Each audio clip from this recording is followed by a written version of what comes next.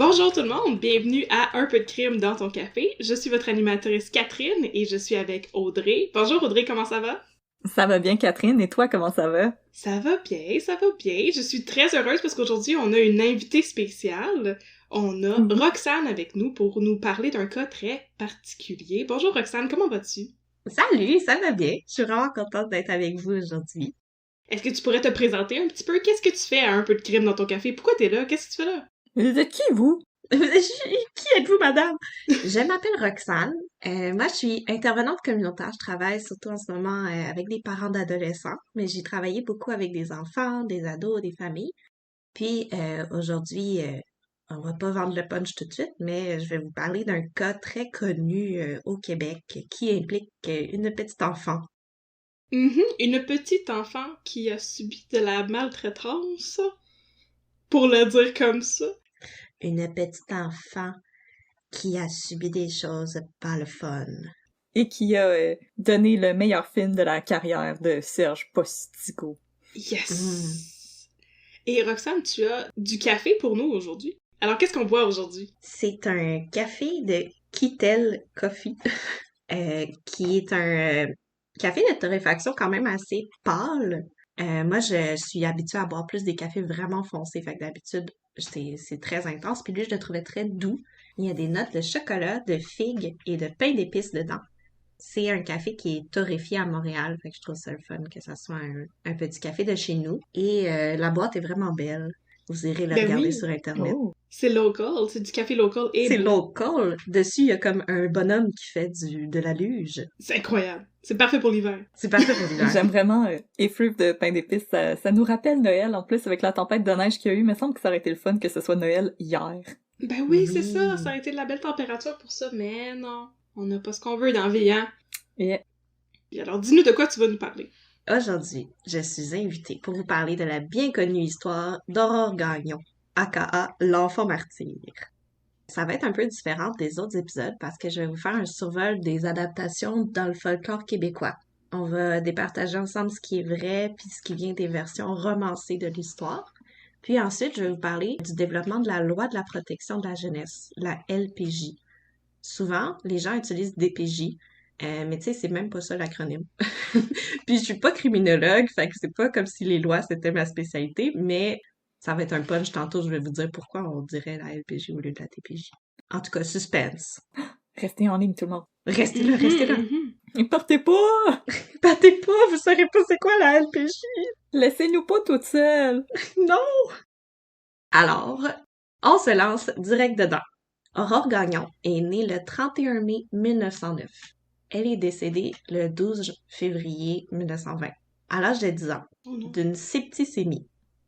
C'est une manière très fancy de dire qu'elle avait une infection du sang. Tu sais, quand c'est rendu que c'est ton sang qui est infecté, ben tu sais, ton sang il va partout dans ton corps et ça va pas bien. Non, c'est ça, c'est wesh un peu. Les gens disent que c'est un point tournant dans l'histoire de la protection de la jeunesse. Ça, on va en reparler un petit peu plus tard. Point tournant, pas nécessairement point tournant, là. Je veux dire, c'est pas comme le moment où est-ce qu'on s'est tourné sur un 10 cents pour faire quelque chose, là. C'est pas vraiment ça, en fait. Ah non, malheureusement, c'est pas ça? Bon. Non, Et non, voilà. non. L'opportunité de rater, ben oui. Ça a quand même pris un bon 50 ans. Une chance à Rockterio, les trucs avaient déjà été développés, parce que sinon, maudit que ça irait pas bien. Non, c'est ça. Fait que pour faire un peu sa petite histoire de sa vie et le contexte de vie, Aurore est née à Sainte-Philomène de Fortierville. Ses parents sont Marianne Caron et Télésphore Gagnon. Moi, je pense qu'ils se sont mariés juste parce que leur nom de famille rimait. Ah, ça se peut, hein? Télésphore, c'est tellement un beau nom! Télésphore, c'est un beau nom. Télésphore Gagnon et Marianne Caron. Tu sais, c'est comme, tu rencontres quelqu'un, vos noms fit, vous vous mariez. C'est comme ça que ça marche au début du 1900. C'est la loi. Ils ont eu C'est la loi. Marie-Jeanne en 1907. Après ça, ils ont eu Aurore en 1909, Lucina en 1912, Georges-Étienne en 1913 et finalement Joseph en 1915. C'est des beaux noms, pareil. Oui, oui. Georges-Étienne, c'est mon préf. Après la naissance du petit dernier, Marianne Caron tombe malade. Marianne Hood, la veuve du cousin de Télésphore, emménage à la maison pour les aider parce que pauvre petit monsieur sait pas comment prendre soin de ses enfants. Par contre, Marianne Hood, ben, elle sait pas vraiment elle non plus parce que, ben, ça commence à être un peu la merde quand elle arrive. Il n'y avait pas de tutoriel YouTube dans ce temps-là, là. C'est Non. difficile, là. Il y avait pas Non. de livre Parenting for Dummies. La parentalité pour les nuls! Pauvre Télésphore, il pouvait pas Google quoi faire avec mes enfants quand ils pleurent, tu sais. Il pouvait pas faire ça. Tu leur donnes un bout de citron à tâter. Non, c'est ça, il pouvait pas leur donner du citron. Il pouvait pas mettre leur biberon dans le miel, il pouvait rien faire. Dans le rhum. Dans le rat, hein. Sûrement qu'il faisait ça, Télésphore. Moi, je l'imagine un petit peu comme un bad boy, là. Un genre de lonesome cowboy. J'ai de la misère à l'imaginer de même à cause de Serge Postigo, mais c'est correct. Serge Postigo. You do you, Serge Postigo. Mais c'est ça. Bon, tout le monde sait que Aurore est décédée, malheureusement, parce que ça a vraiment marqué l'imaginaire québécois.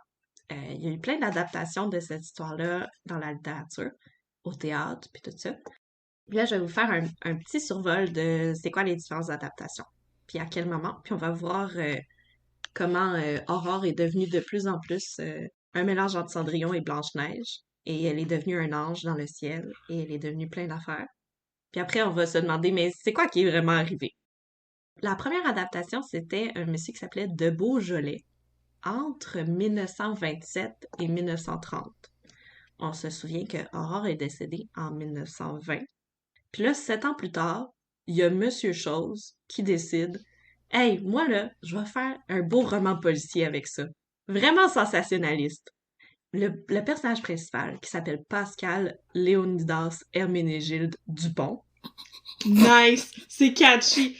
C'est très Une belle catchy collection comme de nom. noms. Ouais, ouais. Pourquoi l'appeler Hercule Poirot quand il peut avoir 4 noms, tu sais? Ben ouais! Exact. Come on. Pascal Léonidas Herménégilde Dupont. T'sais. Fallait le Et c'est faire. rolls off the tongue, là, c'est comme on dit. C'est très facile à se mettre Si en vous bouche. êtes en train d'écrire un roman puis que votre personnage a comme pas minimum 4 noms, qu'est-ce que vous faites? C'est ça. Sérieusement. Pensez à votre projet, là. Franchement. Bon, cette histoire-là met en scène Pascal Léonidas Herménégilde Dupont, avec son triple nom composé, qui est un enquêteur qui se déguise en petit vieux mendiant pour rentrer dans la maison et demander hospice à la famille.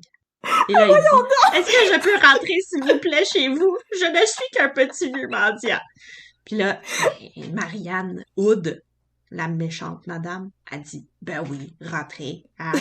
C'est ça que le bon Dieu nous a permis de faire, accueillir les mendiants chez nous. Il faut qu'on fasse ça. » Fait que là, elle laisse rentrer.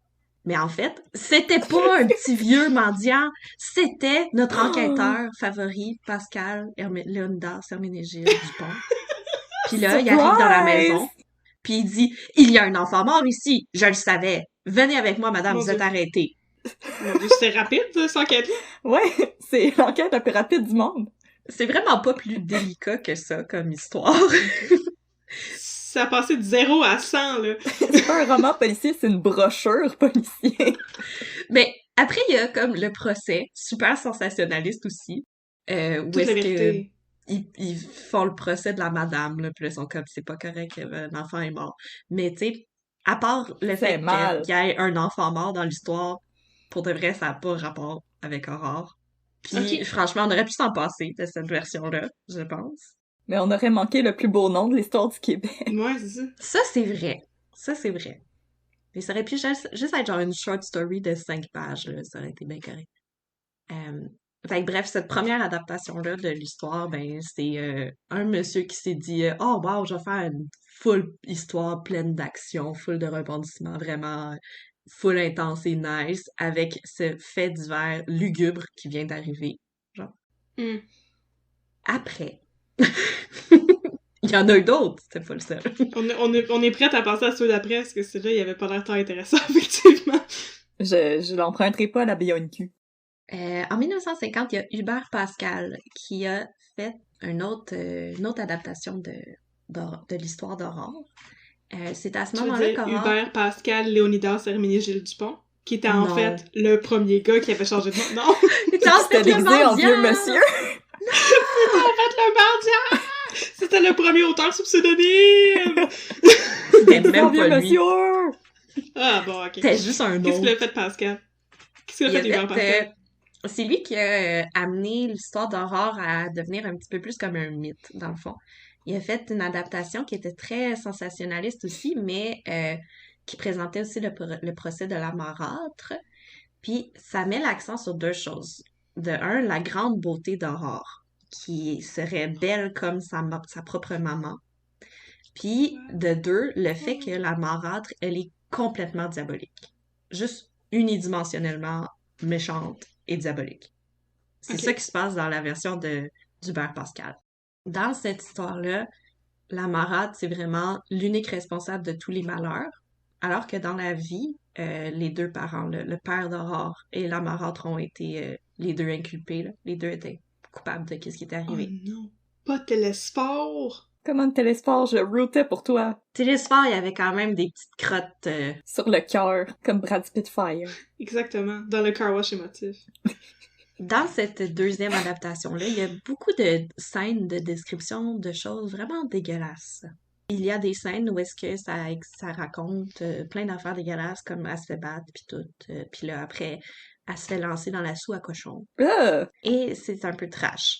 À un point tel que en 1960, l'œuvre est reprise aux éditions Bélier et elle est incluse dans une collection dans laquelle on retrouve aussi les 120 jours de Sodome et le Kama Sutra. Oh! Oh mon Dieu, non! Non, non, non, non, Malaise. non! Non! J'étais tellement inconfortable dans mes recherches là, de découvrir ça Oh! Ew! parce que à ce moment-là, ben, Aurore est perçue comme un conte sadique, dans le fond. Oh, c'est terrible. Mais Entre voyons autres, donc! à cause du moment précis où est-ce que dans cette histoire-là, elle s'est fait battre, elle s'est fait lancer dehors, puis là, les cochons lèchent ses plaies. Oh! Oh non! Oh, je suis contre! Malaise, Oh! malaise. Oh Wesh. non! Il y a des gens qui ont lu ça pis qui étaient comme « Yup! Yep. Livre d'horreur. C'est Ah. proto-Patrick Sénécal, mais c'est comme un fait divers viré en roman. Ah, c'est ça! Avec un enfant! C'est spécial, pareil. Je suis mal à l'aise! Je vais aller prendre ma douche! Mais là, je suis sûre que tu ne connais pas la réponse à ma question très sophistiquée qui est la suivante. Y avait-tu le droit à ces gens-là de tout écrire des livres en utilisant les vrais noms des gens? Mais ça, je trouve ça bizarre, là, que c'est ça le vrai nom d'Aurore, pis de Marianne Hood, pis tout ça, pis qui Mais- racontent des affaires aussi épouvantables sur leur compte, là. Je pense que dans les livres, t'as pas nécessairement les noms de famille, là, pis tout. C'est comme un peu un conte, tu sais. C'est plus des personnages qui sont là pour te faire apprendre une leçon morale, genre.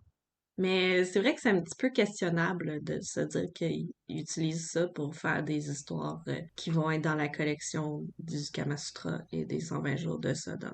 C'est un peu particulier, ok. Passons au prochain sujet, là. Oui. Histoire qu'on ait moins mal au cœur. Qu'on se cleanse le palette un petit peu, parce que c'est... La prochaine adaptation, moi, je pense que c'est ma préférée parce qu'il y a quand même des affaires vraiment le fun qui se passent dedans.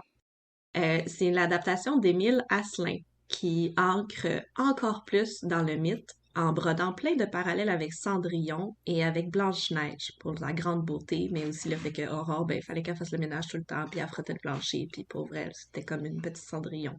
Dans cette adaptation-là, Aurore est vieillie aussi. Ils disent qu'elle a 12 ans pendant qu'elle vit tous ses sévices, puis tout ça, mais en fait, elle est décédée à 10 ans. Fait que c'est pas vrai. Mais c'est pour pouvoir ajouter la dimension de la puberté là-dedans. Puis dans cette histoire-là, ben, il y a des affaires de comme brûlure au tisonnier. Et là, ça fait vraiment bizarre que j'aie dit. Ça, c'est ma préférée parce que c'est vraiment trash qu'est-ce que je suis en train de raconter. C'est ça, j'allais dire 12 ans au lieu de 10 ans. Est-ce que c'est censé être moins pire que c'est ça? Non! Ouais, parce que là, moi non. aussi, j'étais comme, c'est parce qu'ils veulent inclure des affaires que j'aimerais qu'ils inclusent pas? C'est Ouais. ça, mais... Je pensais que t'allais dire qu'au lieu d'avoir 10 ans, on en avait 20, tu sais, puis là, l'histoire est différente, Non. puis ça devient littéralement Cendrillon, mais ok. Non, non, c'est pas ça. C'est qu'est-ce qui se passe avec la marâtre que je trouve le fun. Mais qu'est-ce qui se passe avec Ah. Aurore, c'est pas le fun. Mais en tout cas, Aurore est vieillie, là, il ajoute genre des affaires de comme la brûler au tisonnier en dessous de sa jupe, pis c'est vraiment degs. Hein? Tu sais, Émile Asselin s'est demandé genre, comment je fais pour one-up l'histoire des cochons? On va rajouter la puberté puis l'inceste dans cette histoire-là. Oh non! Non, Guys, mon y a Dieu! personne qui vous avait demandé ça! Pourquoi qu'on t'a invité pour raconter cette histoire-là, nous autres, là? Voyons Je donc! sais pas. Excusez-moi. C'est épouvantable! Mais dans cette adaptation-là, la marâtre, elle est méchante, puis elle est pas fine, puis toute. Mais c'est pas à 100% de sa faute à elle, parce qu'il y a une twist. Elle est enceinte! Ah, je pensais que c'était le diable. Ouais, je Ok. pensais qu'elle était possédée. Moi aussi! Elle a Ben, fait un pacte avec le diable! c'est un peu ça, vous allez voir. Elle est enceinte du diable! Es-tu enceinte du Parce diable? que c'est pas une bonne raison de battre des enfants, vous me direz, je vous l'accorde. Mais pour Asselin, ben ça avait bien du sens. Marianne, numéro 2, est en famille et c'est de la faute de son bébé. C'est le bébé dans sa bédaine qui est responsable des sévices parce que c'est lui qui lui dit de faire ça. Ok, ça c'est encore quelqu'un qui comprend pas comment fonctionne l'anatomie féminine, là. Non, vraiment pas. Non. Je sais pas si ça rend ça moins pire ou si ça rend ça pire. C'est quoi la vision que les gens avaient des femmes enceintes à cette époque-là? À quel point tu penses que on est genre juste taken Démoniaque. over par notre bébé, là? Ben, moi j'aime l'idée du lien télépathique avec ton fœtus, tu sais. Là, ça Ouais. devient du fantastique, là. Je trouve ça bien intéressant comme concept. Ton bébé, il te parle. C'est un petit peu Rosemary's Baby. Oui, c'était le bébé du diable, justement. C'était littéralement le bébé du Yob. C'est donc le bébé qui fuck le chien dans cette histoire. Je sais pas si j'ai le droit de dire ça. Attends, le je vais chien. encore te ramasser dans collection érotique. C'est le bébé qui brouille les cartes. C'est plus politiquement correct. C'est bien. Mais qu'est-ce qui devient ce bébé-là, vous me demanderez? Ben, Marianne donne naissance à des jumeaux. Des jumeaux diaboliques! Des jumeaux, et j'ouvre les guillemets, à l'énorme groin effilé, sans front, aux oreilles pointues, avec des yeux sanguinolents, perdus dans une touffe rigide de poils. En fait, c'est pas un bébé, c'est 2 cochons. Oh my god, c'est les bébés du diable pour vrai. Oh my god! 2 petits cochons, pas de front, aux poils drus. C'était le C'est méchant donc ben le fun. diable, mais sous la forme de 2 cochons qui étaient dans la bédaine de la marâtre. It's a witch! Eh, ça fait du sens, j'aime ça. Je comprends pourquoi c'est ta version préférée, j'aime bien ce Ouais. film-là. Mhm. C'est un peu comme Zeus, tu sais, qui se transforme en cygne, mais c'est comme le diable se transforme en 2 cochons pour venir fucker le chien. Encore une fois. Pour venir tabasser des enfants. À la fin de cette histoire-là, Aurore est devenue un ange aussi. Et le soir, elle descend du ciel et, j'ouvre les guillemets encore, souffle sur les yeux des petits garçons pour qu'ils fassent des beaux rêves. Moi, je trouve ça plate comme fin. Tu sais, devenir un enfant martyr, là, faudrait que ça vienne avec des meilleurs privilèges que ça dans l'au-delà. Genre, Je veux des donnez-y de la meilleurs crème pouvoirs. glacée, je sais pas, moi, donnez-y des patins, de la gomme ballon, mais là, tu sais, vous lui donnez la mission de souffler d'en face des petits bums pour qu'ils dorment. Des petits bums cochons, là. Non, genre, tous les petits gars. Ah, tous les petits gars dans le monde en général. Tous les petits gars Ah, dans le j'avoue monde, que elle, c'est elle bizarre. va leur souffler dans le face pour qu'ils fassent des beaux rêves. Mais c'est pas très COVID-friendly, là. Non? C'est comme Mr. Sandman aussi, mais au lieu de t'amener un rêve, il t'amène du vent dans tes bouches. Il vient de t'enlever le sable que t'as dans les yeux. Il t'amène toutes les bactéries à l'intérieur de sa bouche. Pis il t'es Il met dans les dans yeux. la face. Tiens, bonne nuit! Mais c'est 1950, on connaissait pas ça, les bactéries dans la bouche, là. On était Non. loin de la COVID. C'est vrai. Il n'y avait pas de bactéries dans ce temps-là. Non, ça existait pas. Fait que ça, c'est ma bref histoire parce que, genre, les jumeaux bébés cochons, là, je pense que ça vaut une petite mention d'honneur. En 1952, il y a encore une autre version qui sort par Benoît Tessier. Hmm. Ça ressemble aux dernières versions, là, aux 2 dernières, mais on ajoute une nouvelle motivation à la marâtre, c'est le monies. Oh, le bling! La marâtre est une gold digger qui veut du bling bling. Elle est aussi en famille dans cette histoire. Et dans le fond, ce que j'en comprends, c'est qu'elle est comme devenue un dragon qui veut collectionner des sous, tu sais, ramasser des trésors. C'est ça que ça y a fait, là, tu sais. Oh non, c'est Benedict Cumberbatch! C'est ça! Oui! C'est Smog. Ouais. Smoke! Smog. Fait que Théophore, il était loadé. Il était riche, c'était un vieux riche, je sais pas Ah. pourquoi. Je sais pas comment tu fais pour avoir 5 enfants, puis aussi une femme malade, puis être riche en même temps. Parce que j'ai jamais trouvé aucune information sur c'était quoi sa job. La magie des contes. Ouais. Quand la marâtre accouche, dans cette version-là de 1952, son bébé est mort-né. Et ça dit qu'il, ouvrons les guillemets, n'était pas normal. Fermons les guillemets. On peut se questionner à savoir, ça voulait dire quoi ça, ne pas être normal en 1952? T'sais, ça pouvait être pas mal n'importe quoi. Le bébé aurait pu juste comme être roux, puis il aurait dit, il est pas normal. C'est pas normal cet enfant-là. Oh non. Ouais, c'est un gros. Mais bref, c'était une version quand même un peu plus sobre. Il n'y avait pas de bébé cochon diabolique. Puis ça avait l'air d'être Il un y a peu juste plus... des roues. juste un bébé pas normal, mais pas normal, c'est très... c'est ouvert à l'interprétation.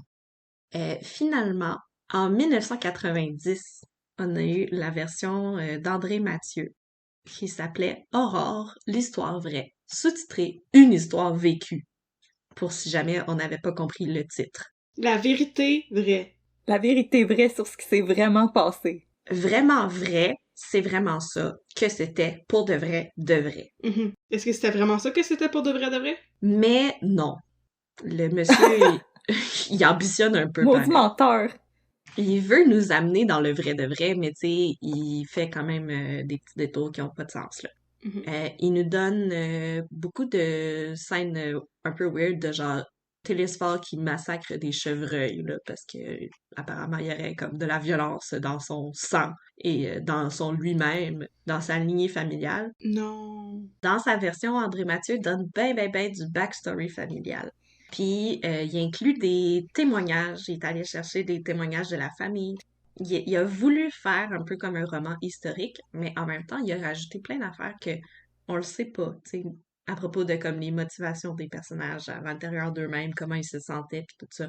On le sait pas. On peut pas le savoir. Mais lui, il a décidé qu'il le savait. Pour lui, le véritable coupable, c'était le curé.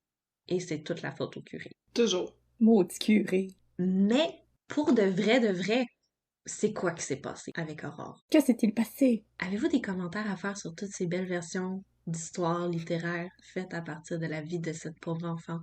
Mais je comprends l'idée de comme de transformer ça en espèce de justement de fable avec une morale pour éduquer les gens. Mais en même temps, je me demande ça éduque les gens à quoi exactement? C'est ça la question que je me pose. Que si tu bats tes enfants, tu vas avoir des enfants cochons. C'est ça. Si tu Oui. fais le mal, tu recevras le mal. Ah, ok, parfait. What comes around goes around. Comme la tune Ouais. de Justin Timberlake. Exact. Il a écrit cette chanson-là en l'honneur de Aurore. On va la faire partir. Après qu'il a lu le livre là, avec les enfants cochons, il était comme, faut que j'écrive une chanson là-dessus. Faut que j'écrive quelque chose là-dessus, c'est trop bon. C'est trop bon! Bon, ben on est rendu dans le pour de vrai. Qu'est-ce que Oui, vas-y. c'était cette histoire? Ouais. Qu'est-ce qui se passe? Ne nous mens pas, Roxane. Pour de vrai, j'ai trouvé des informations sur le site de la Sûreté du Québec. C'est un peu sommaire, là, mais c'est plus là-dessus que je me base. Bon, l'affaire Aurore Gagnon, ça s'est passé à Sainte-Philomène de Fortierville, dans le comté de Lotbinière. C'est un village où il n'y a absolument rien d'autre qui s'est passé jamais. C'est la seule affaire qui est arrivée. Puis c'est C'est vraiment assez, quand dommage même. pour eux. C'est assez. Ouais, mais Ouais, mais c'est en il masse. aurait pu essayer de comme équilibrer ça avec une grosse découverte formidable ou quelque chose de le fun, tu sais. Un beau gros festival de musique. Ouais, un beau petit festival hipster. Où est-ce que les gens restent dans des tentes? Bon, Marianne Caron et Télésphore Gagnon se marient en 1906. Ils commencent à avoir des enfants. Ils en ont 5, je les ai nommés tantôt. Marie-Jeanne, Aurore, Lucina, Georges-Étienne et Joseph. Après la naissance de Joseph en 1915, Marianne tombe gravement malade. Elle a la tuberculose, puis elle est Oh non. hospitalisée. Oh. Le couple, d'un accord commun, accueille Marianne Hood au sein de la famille pour aider avec les enfants. Je riais de Télésphore tantôt parce que je disais, pauvre petit monsieur, il sait pas comment s'occuper de ses enfants, mais c'était vraiment normal à cette époque-là. On se replace dans l'époque, c'était normal. Les papas de famille ne savaient pas quoi faire dans leur famille. Mhm.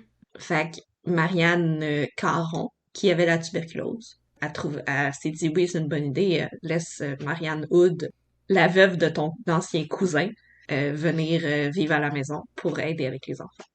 Marianne Hood joint le foyer familial en 1915. En 1917, le petit Joseph décède à Oh 2 non. ans. Oh non! Oh, Ouais. Petit coco! Joseph! Ça n'éveille pas vraiment les soupçons parce que au début 1900, un enfant sur 4 meurt en bas âge. Dans la famille, il y a 5 enfants, un enfant sur 5 est mort, c'est relativement normal. T'es dans les statistiques. C'est ça. Petite parenthèse, la plus grande cause de mortalité infantile était l'entérite secondaire reliée au lait de vache contaminé. Ça, c'est Oh! la Oh! gastro du vieux lait chaud. Oh! Oh! Non! Oh, c'est terrible! Ew! Pauvres enfants! On Oh! Oh trouvait ça non! tout à fait normal à l'époque de mourir de la diarrhée à cause de notre vieux lait chaud, entreposé dans la ferme. Oh mon Dieu, wesh! Bon. Ceci était une pub pour les réfrigérateurs. Oui! Fait qu'à ce point-là de l'histoire, en 1917, ben, un enfant sur 5 dans la famille est décédé. Ça reste que c'est normal, pis ça peut être pas de la faute à personne.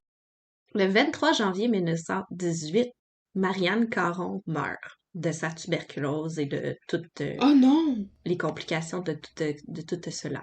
Comme dans Moulin Oh. Rouge, peut-être qu'elle toussait du sang, comme Je pensais Satine. pas qu'elle mourrait. Probablement qu'elle toussait du sang comme Satine. Oui, Marianne Ben, Caron Ewan McGregor est était à côté décédée. d'elle, pis il était comme non! Donc, le 23 janvier, Marianne Caron meurt. 9 jours plus tard, Télésphore et Marianne Hood se marient. Vous auriez pu attendre un petit peu, ma gang de vous autres. Ils ont été vraiment vite sur le piton. 9 jours. Les petits tannants auraient pu se retenir un peu, hein? Au moins, je sais pas, porter le deuil pendant 10 jours. Non. Ok, on a fini de l'enterrer. Ok, curé, prochaine cérémonie, on est prêt à se marier. Check, je peux revirer mon veston de bord. Maintenant, il est blanc. Avant, il était noir. Là, il est blanc. Il y a 2 barres, c'est ça? Toujours en 1918, Lucina meurt à 6 ans, dans des circonstances Oh. nébuleuses. Là, on est rendu à 2 enfants sur 5 qui sont décédés. Ça commence à être weird. C'est comme, soit ils sont vraiment malchanceux, ou il y a quelque chose qui marche pas, là. Leur lait est vraiment pas bon. Ouais, ton lait, il fait vraiment pitié, là. Ouais, là, le lait chaud, là, ça marche pas pantoute. Lucina, c'est l'enfant dont on n'entend jamais parler de nulle part. Comme, elle est même pas sur la page Wikipédia de la famille. Oh non! Je comprends pas comment ça se fait qu'elle est tombée dans les craques de même, puis qu'il y a personne qui a pensé à elle. D'un crack du divan. Elle est tombée dans les craques du divan. Bon. En 1919, ce serait le début des sévices à Aurore. Encore une fois, je sais pas pourquoi on parle pas plus de Lucina, parce que si Marianne Hood est arrivée dans la famille en 1917, puis que Lucina est décédée en 1918, ben elle aussi Mhm. peut-être qu'elle a vécu des sévices pendant 1 an. Il se peut, hein? Le 16 septembre 1919, Aurore est hospitalisée pour un ulcère au pied qui veut pas guérir. Ouch! Il n'y a pas d'affaire de tison en feu en dessous de sa jupe. Il n'y a pas d'affaire de cochon qui mange ses bobos. Il n'y a pas d'affaire de tout ça. Elle a été hospitalisée pour son pied qui avait une infection, une blessure au pied qui voulait pas guérir. Elle avait pilé sur un gros Lego. Ouais, un gros Lego, mais genre en métal, avec le tétanos dedans. Il n'y a pas non plus, tu sais, d'affaires de comme les mains sur le poil, là. Ça vient des films, ça vient du folklore, ça vient de toutes les choses qu'on a imaginées alentour. Mais c'est pas, il n'y a pas nécessairement de truc de genre ses mains étaient sur le poil, là. Aurore avait les cheveux coupés vraiment courts. Mais, tu sais, dans ce temps-là, Mhm. c'était... il y avait des poux, puis plein d'affaires. Puis le monde était sale. Puis c'était bien pratique d'avoir les cheveux courts quand t'es un enfant pour pas avoir des poux, puis être sale, puis être tout croche. Ça se peut, hein? Pas être un pouilleux. Quand on pense à Aurore l'enfant martyr, on pense à « Ah, elle avait les cheveux coupés toutes courtes, tout croche, full lait parce que sa marâtre était fâchée contre sa beauté puis tout. » Mais non, ça aussi, ça vient de toutes les histoires qu'on s'est faites alentour. Elle avait juste les cheveux courts parce qu'elle avait les cheveux courts, tu sais. Il n'y a pas nécessairement de raison terrible en arrière de ça. En 1920, le couple, Télésphore et Marianne numéro 2, reçoit la visite de Rose Anna Gagnon, la sœur de Télésphore, et de la voisine Exilda Lemay. Les deux personnes qui ont visité là, au début de cette année-là auraient vu que Aurore n'allait pas vraiment bien, puis auraient aussi vu l'inaction des parents. Oh non. Mais ils se sont pas prononcés, ils ont rien dit. Ou ont rien fait de concret, on sait pas. Mhm. Le 12 février 1920, Aurore sombre dans un profond délire. Le docteur Oh non. arrive sur place et dit que c'est un coma. Je sais pas Hein? à quel point il y avait la connaissance médicale pour dire ça, qu'elle était dans le coma, mais bon, il Ben, dit elle est dans le Mais coma. c'est pas la même Ben, chose. c'est ça, j'allais dire. Faire un délire puis être dans le coma, c'est des actions un petit peu opposées, là, dans ma tête, là. Mais Ouais, hein? si je me fie aux vieux articles qu'on consulte des fois pour nos articles, j'ai l'impression que c'est pas clair c'était quoi faire un délire à l'époque, parce que souvent c'est des choses vraiment différentes, là, comme... Pleurer. Ouais. Ouais, Crier. c'est pleurer, Ouais. crier, dire des choses qui font pas de sens, perdre connaissance. Ah, perdre connaissance. Fait qu'elle a perdu connaissance puis elle était dans le coma, puis il était comme, elle fait un délire! C'est le coma!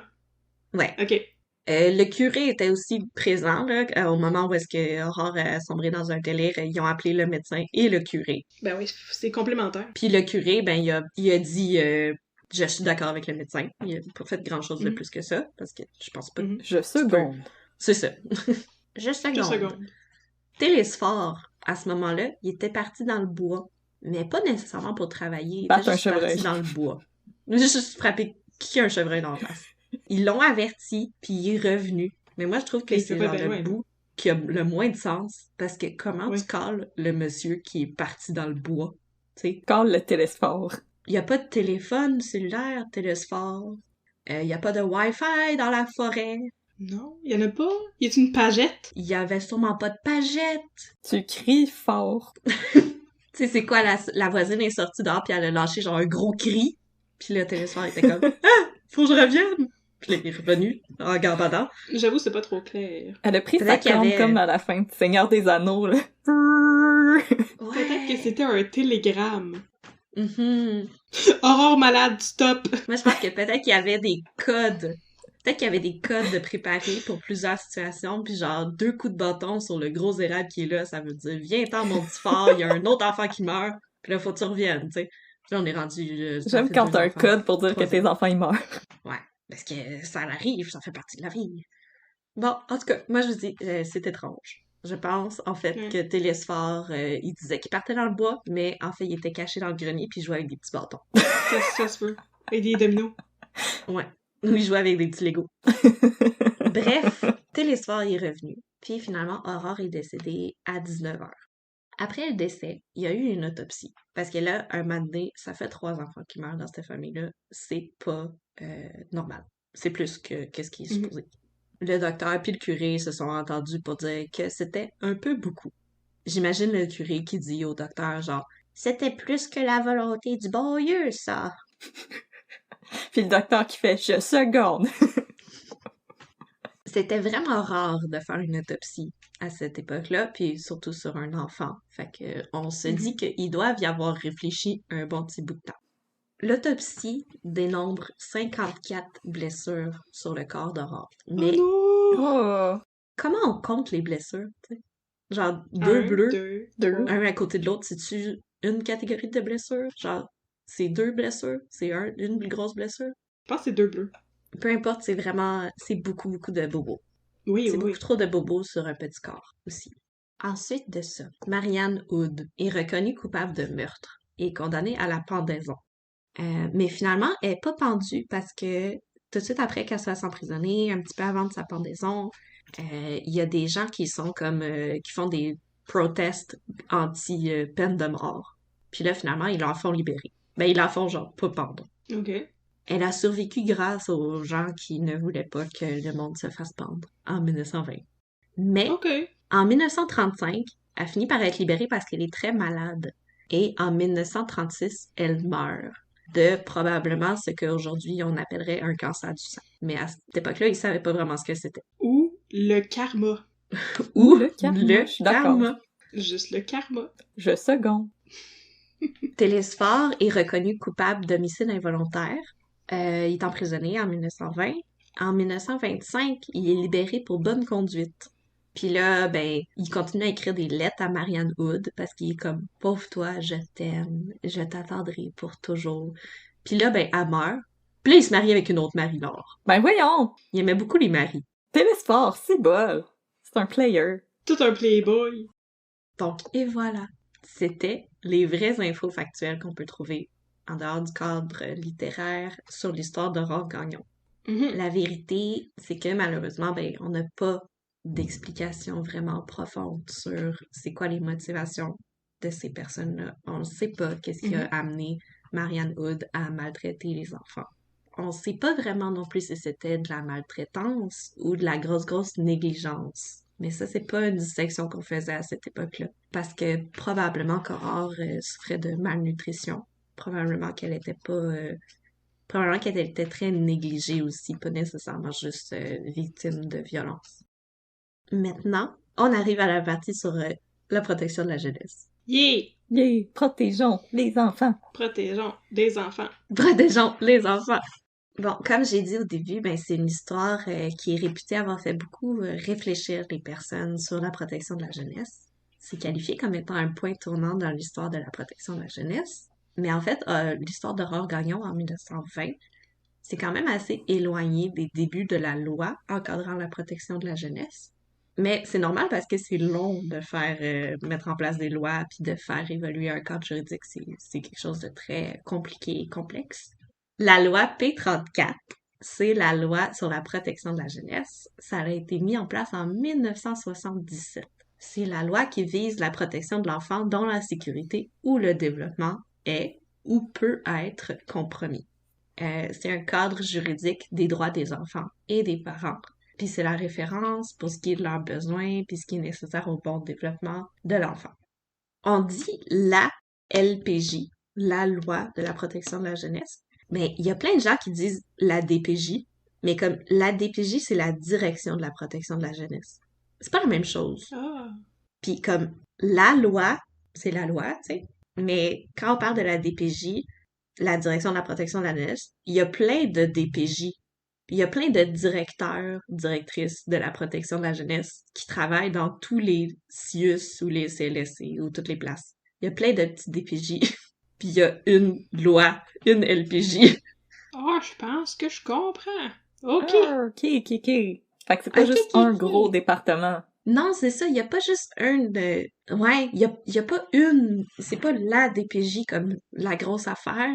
C'est la direction de la protection de la jeunesse. Il y a plein de personnes qui sont mis en poste pour mettre en place ces lois-là, genre, puis les faire respecter. Puis ça, c'est les directeurs ou les directrices de la protection de la jeunesse. Puis ça, c'est quelqu'un... C'est ça la DPJ.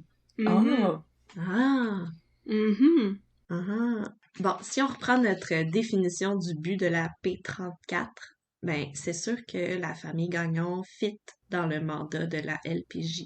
Ça leur aurait très bien fité et c'était clairement des enfants dont la sécurité ou le développement était compromis. Des enfants pouilleux. Des enfants pouilleux avec les pieds pleins d'ulcères qu'il faut aider. Puis le tétanos. Puis le tétanos. Puis la diarrhée. Puis la diarrhée à cause du violet chaud. Mais ça, c'était normal, par exemple. Ça, c'était pas un motif de compromission à l'époque parce que tout le monde avait la diarrhée du violet chaud. Ça arrive! Ça arrive! Oh non! Puis des fois, t'as la diarrhée tellement fort que tu te déshydrates, puis c'est tout. Puis c'est mort. Puis tu meurs.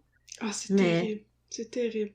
Ouf. Tu sais, ça donne comme plus le goût jamais de boire du lait. Non, pas en tout. J'en bois déjà pas beaucoup, fait que je vais continuer comme ça. J'aime ça, pas avoir la diarrhée. Tu fais bien.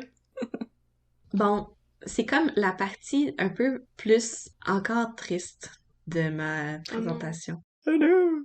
Tu sais, il y a beaucoup de monde qui disent comme ah, s'il y avait eu la DPJ à cette époque-là, ben Aurore Gagnon, ça y serait pas arrivé, tout ça, puis tout. Mais malheureusement, comme ça veut pas dire. C'est vraiment complexe à mettre en place, à instaurer, tu sais, la protection de la jeunesse. Puis il y a plein de paramètres, puis il y a plein de choses qu'il faut prendre en compte. Puis dans la loi P34, dans la loi de la protection de la jeunesse, le quatrième point de ça, c'est que toutes les décisions qui sont prises en fonction de cette loi-là doivent le plus possible tendre à garder l'enfant dans son milieu familial. Parce qu'il y a plein de recherches en développement de l'enfant qui ont démontré que c'était plus traumatisant pour un enfant de se faire sortir de sa famille que de vivre dans un contexte qui est peut-être pas optimal puis qui répond peut-être pas comme pleinement à ses besoins. Oh, c'est terrible ça, mon Dieu. Parce qu'une des choses les plus importantes dans le développement de l'enfant, c'est la stabilité dans son environnement. Mhm. C'est qu'il soit capable d'avoir une routine, puis de savoir à quoi s'en tenir, tu sais, pour être Mhm. capable de créer des liens de confiance avec les gens autour de lui, puis tout ça. Mais c'est ça, c'est très compliqué, c'est très complexe.